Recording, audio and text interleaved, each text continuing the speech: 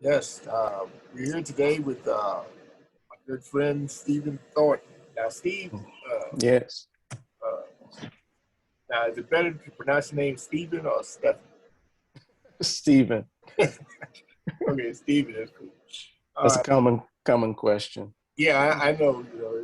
I always do that because if somebody says no, it's Stephen.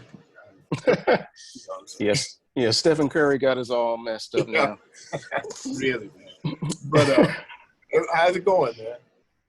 It's going pretty well. It's been a little busier day than I guess than I anticipated, but it's everything's going well. Okay. Before Mhm. we get started, we'll get into you for the most part. We want to let everyone know that Jazz Matters. You can go to yesjazzmatters.org.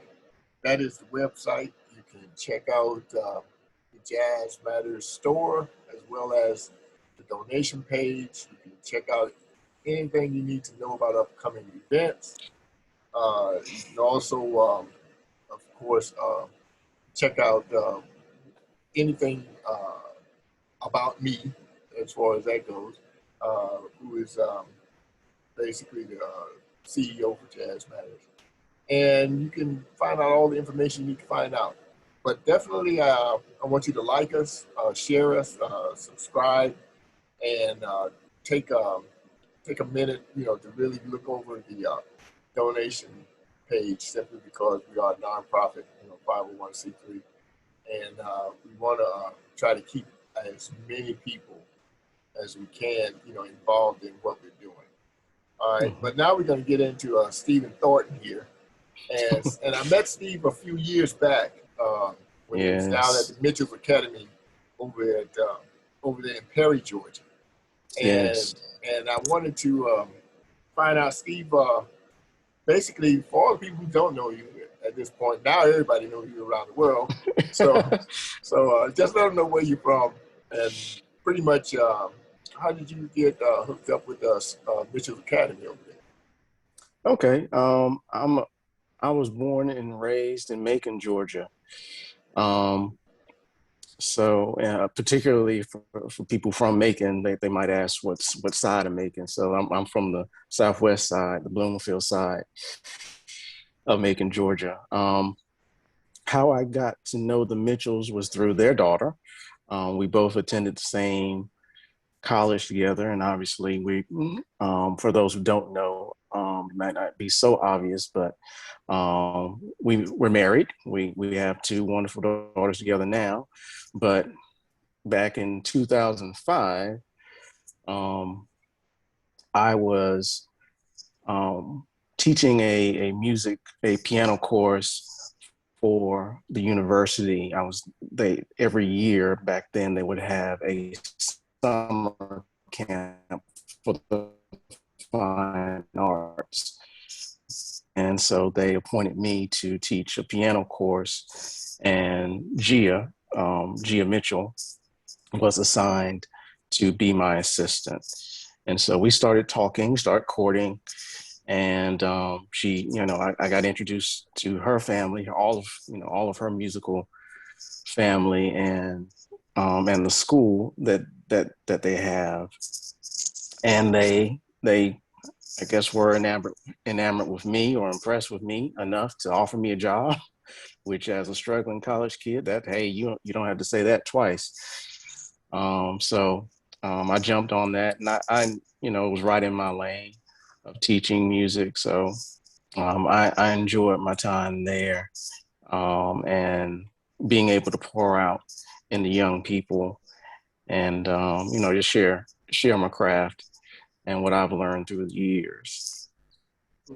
Now, as far as one of my old friends is, of course, the owner, a couple of my old friends, let's say Mark and Teresa.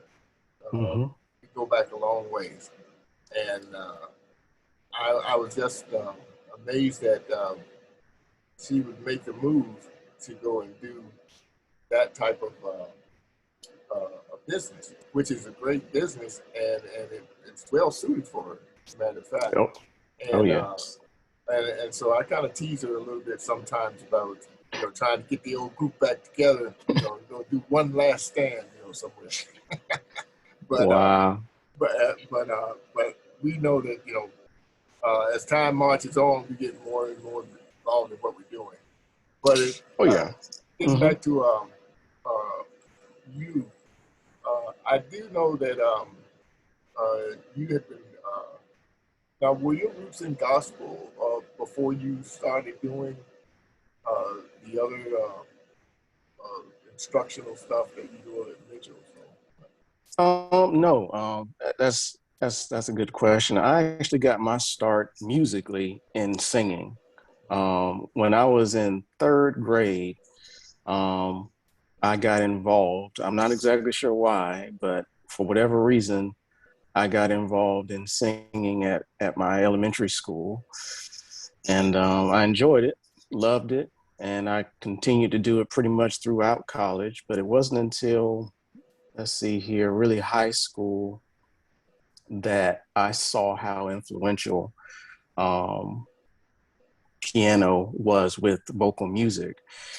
And so we had a keyboard at home. My mother, long ago, when I was about 5 years old, put me and my older brother, in piano lessons. We both detested it.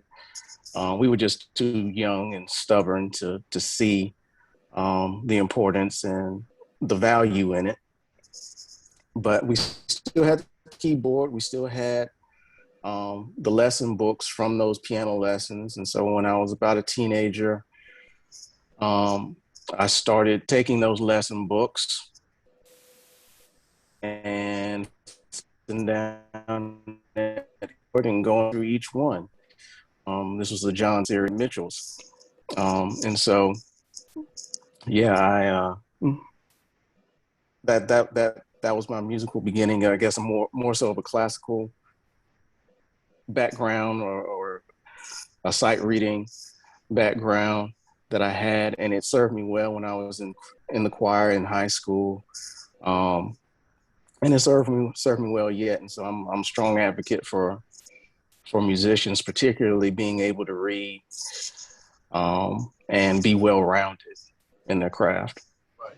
Now, speaking of that, of course, you know as well as I know, the music trend now with musicians and singers in what is the most popular thing now is going to either be gospel, or it's going to be contemporary stuff, or rap.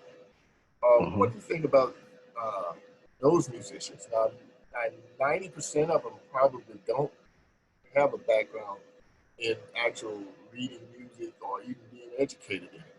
I'm just saying 90% because that's the Mm. percentage that we are actually hearing on the radio. You know what I'm Mm. saying? So, Right.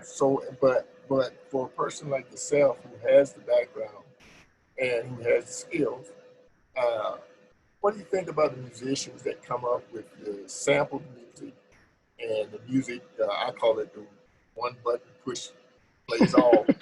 you know, The demo button, right? yeah, the demos. And they're out there making a gazillion dollars with it.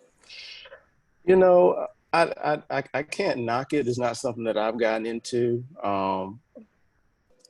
I I can, I think I guess the beautiful thing about music and art in general is that it allows us to express ourselves and use whatever tools we pretty much have available. You think back to olden times. I guess the first musical instrument might have been a drum, and that might have been somebody just using a stick and hitting a rock, or maybe a string connected to a stick, and that might have been the first harp or guitar. So, But the message, oh, when okay. Mm-hmm. that's the thing. You know what I'm saying? The message in the music that they were dealing with at the time.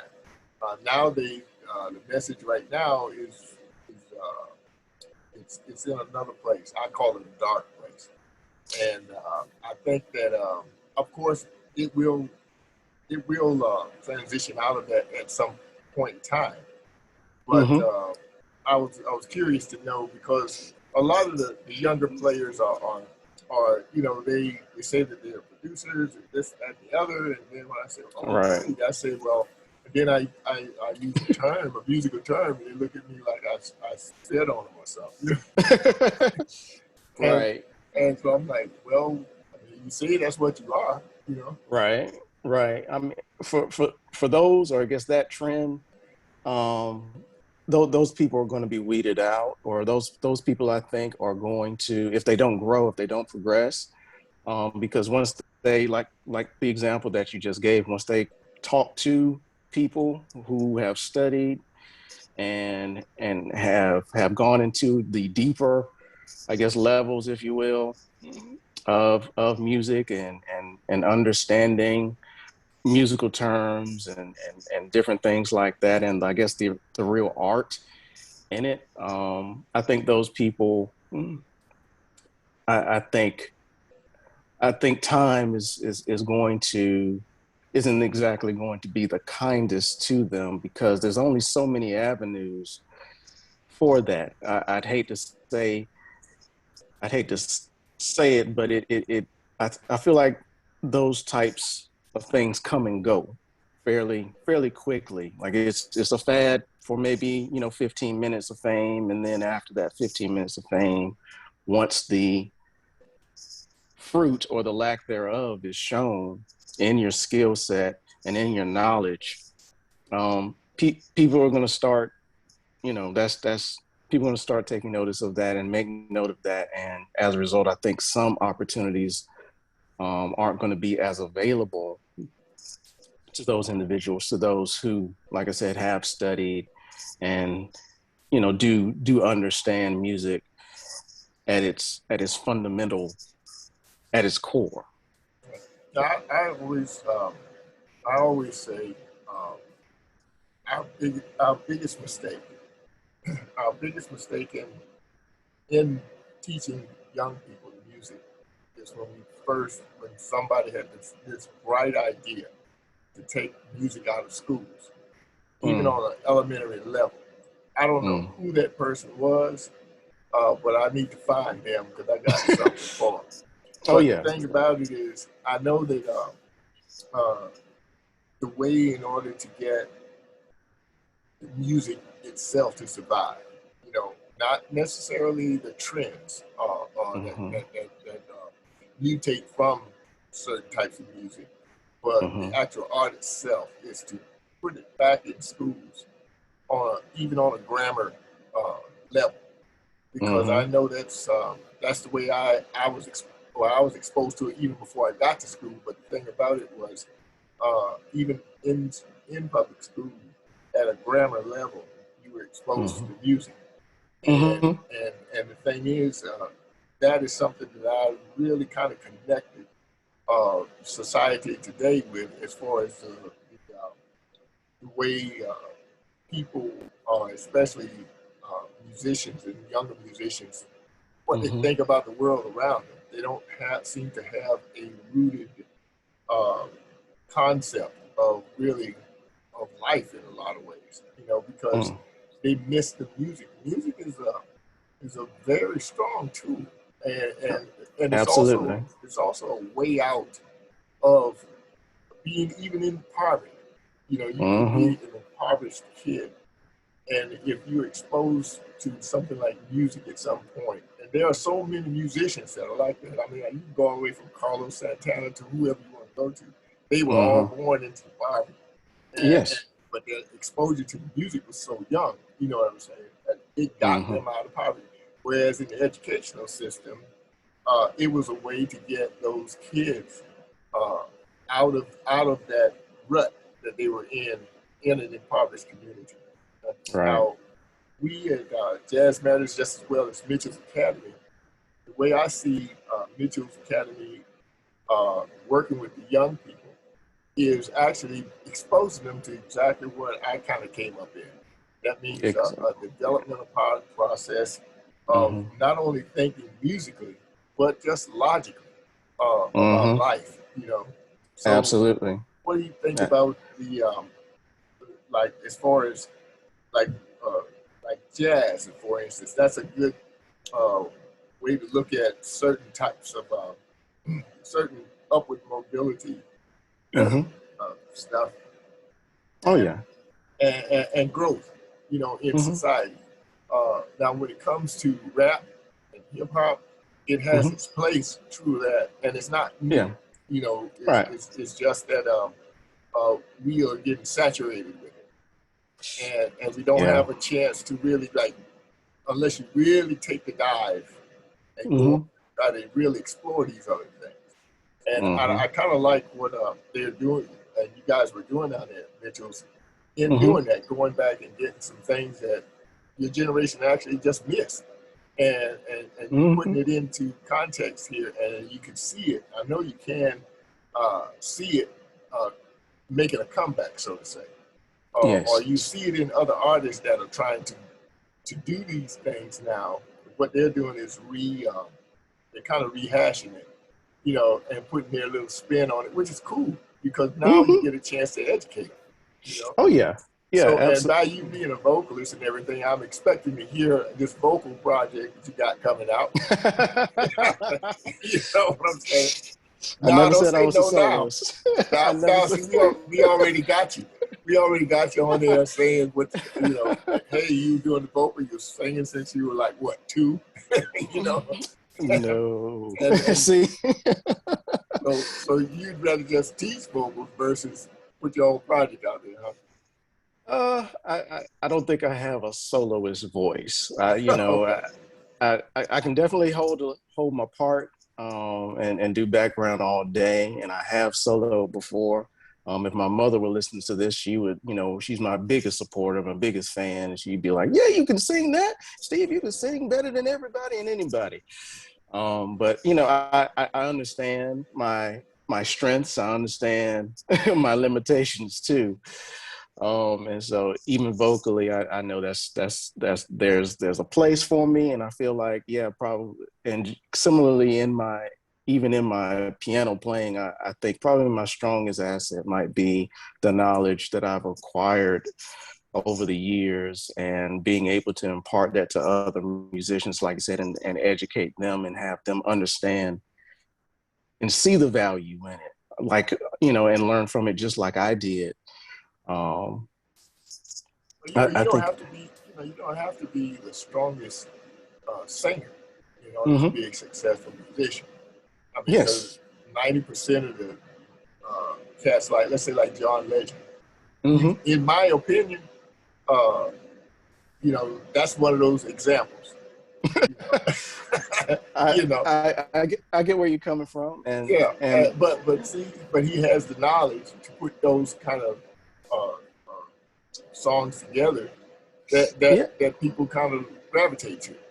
yeah, and I mean, and obviously, I think his well-roundedness and his ability to not just sing but also play and write Right. songs and produce and do a host of other things, has obviously opened up many doors and opportunities, and has elevated his success. I mean, yeah, I agree. He's when he, if we want to talk, strictly vocalist, he's not in my top 10.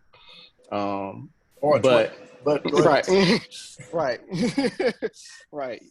But Got his me going. ability, yeah, yeah, but his ability to use the his God-given gift, and be able to grow and evolve. Um, I think has definitely made room for him, and I think that's just another example of how music, how the in the example that you gave at the very beginning of this, of it being able to be being it kind of a footstool or a launching pad, out of poverty, out of whatever crisis or whatever situation, whatever cards you're dealt in life, and how it can really open up doors for anybody if you're just driven enough and work hard and put in the time to really grow your craft. Right. Now, if since we're not looking for this new vocal project from you, I know you have a new No. I know you have a new production You're probably working all right with you and your wife. You got to be working on some kind of project between the two Yeah, of you, I'm sure. yes, yes. I, out of the two of us, she's definitely the singer. And so yeah, she has some new material that that we're trying to put out. We're actually working on, and we're trying to get the production done. Probably sometime next month. Um, and What so genre are you yeah, going that to be using? this is gospel. Gospel, It- okay. yes, sir. Yes, sir. Yeah. So she already has her EP out, Be Revealed. And so anybody who wants to hear a little bit of the material that we've done together, that's a good place to start. It's Yeah, out on all I'm yes, guessing it's everywhere. it's on every, iTunes, Amazon, all the streaming platforms. Yeah. Now I'm gonna have, of course, I'm gonna have her on the podcast also at Hmm. another date. But uh, is there another site that you can give us where they can find it? Let's see here. Right now, I'd say probably gracefullygia.com. Yeah. Okay. That's her stage name. Um, and so I'm pretty sure it's been a while since I've gone out there, but I'm 90% sure that there's a link there on the homepage for those interested. Oh, cool. Tell me what you think about when you met Mark over there at the academy. Uh, Oh, yeah, oh, tell me how you, yeah, tell me what kind of experience was that for you? It's always fun meeting Mark. it is definitely experience. I love my father-in-law. I love my mother-in-law too. Um, I love all my in-laws. They're wonderful people. And I'm thankful for the relationship that we have. Um, but particularly Mark Mitchell, he is a character. He is someone that is going to speak from his experiences and really tell, I guess, how people say their truths. He is one that isn't going to necessarily sugarcoat, but there's a lot of when he a lot of times when he speaks, I can tell that this is coming from some experience or some place or some situation that he's encountered in life. He is fun. He is funny. Um, and I I could probably go on and on as far Oh as yeah, the it's different. almost, yeah, it's almost like listening to Dolomite speak. You know. Exactly. He's one that's yeah. But I've learned a lot from him in terms of teaching, um, because at the time I'd only been teaching for maybe a summer or two, whereas he had many years in teaching. So I before I got started teaching at Mitchell's, I shadowed him in his teaching sessions with his kids and learned a lot about how to teach, especially to young children, and how to spark their interest and how to keep them engaged in it. Because I'm sure Edwin, the rigmarole of practice and the monotony of it sometimes can get a little monotonous, can get sometimes a little uninteresting for someone, for someone small. But he really showed me that. And I remember my first experience playing in church because, like I said, in college, I was strictly just doing sheet music. I was doing chorales. I was doing university programs and things like that. I had never tip put my put my foot into the waters of gospel music um, before. And so when I when when I met Gia and as we started courting and dating and things like that, and obviously the Mitchells in general, the church, gospel, that is centric to their being.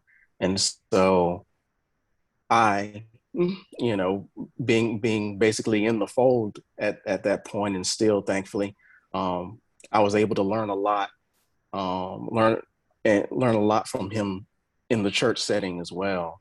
And he helped me build my repertoire, and he taught me songs and things like that. I'm indebted to Mark Mitchell for that, and I don't think I've ever told him that, but I definitely owe him a lot.